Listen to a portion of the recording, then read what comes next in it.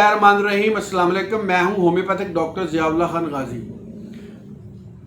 Homeopathic अद्वियात अगर अपनी अलामात के साथ सही तरीके से इस्तेमाल की जाएं तो वो अपने अंदर बेशुमार शफा बख्श सलाहियत रखती है।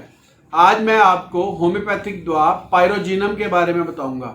जहां पर खून के अंदर ताफन पाया जाए तो उसकी पहली दवा पायरोजिनम होती है।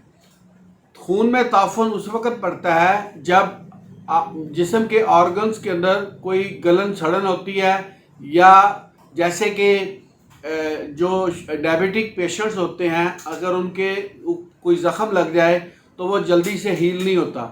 अगर वो ज़्यादा पुराना होता जाए तो उसके अंदर एक स्मेल और बदबू आना शुरू कर देती है, तो वहाँ पर आप पायरोजिनम को इस्तेमाल कर सकते हैं। इसी तरह वो पुराने और क्रोनिक बुखार जो ठीक नहीं होते, तो आपके पसीने से स्मेल आना शुरू हो जाती है, यूरिन से और स्टूल से स्मेल आना शुरू हो जाती है, उन कैफियत के अंदर भी पायरोजिनम का इस्तेमाल किया जाता है।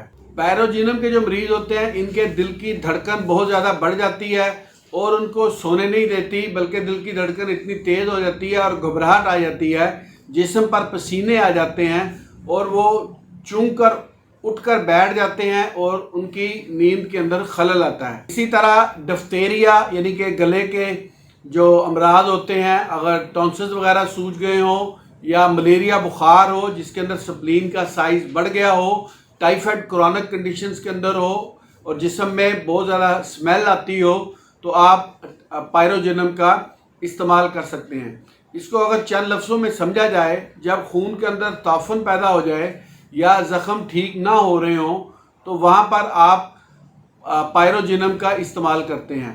पायरोजिनम को 30 से 200 की ताकत में इस्तेमाल करवाया जाता है। ये इन तमाम अलामात के लिए इंतहाई मुफीद है। बहुत शुक्रिया। अपना ख्याल रखिएगा। अल्लाह हाफिज़।